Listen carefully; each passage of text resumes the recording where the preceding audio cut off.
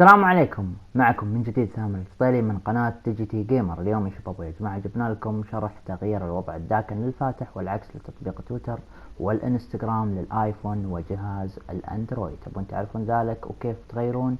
تابعوا معي لنهاية المقطع. إذا تبون تغيرون إضاءة الانستغرام من الغامق للفاتح، روح للإعدادات، بعدها شاشة العرض والإضاءة زي ما انتم شايفين، ثم ننتقل. بعدها راح يجينا بهذا الشكل. اذا حطينا الفاتح راح يتغير للفاتح، وبالانستغرام راح يتغير للفاتح، واذا اخترنا الداكن راح يصير بهذا الشكل غامق، ونفس الكلام في الانستغرام راح يصير. طيب ننتقل الان يا شباب لشرح طريقة تغيير الاضاءة في تويتر. خلوكم وياي.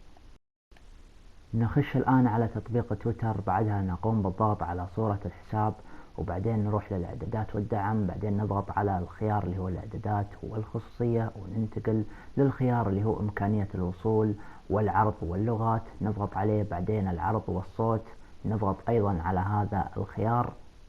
بعدها نروح للوضع الداكن اللي فيه تفعيل أو تعطيل، نضغط عليه.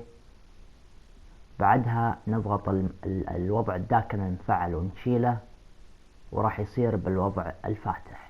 تمام، يعني راح يصير صفحة تويتر الفاتح، وإذا فعلناه راح يصير بالوضع الداكن.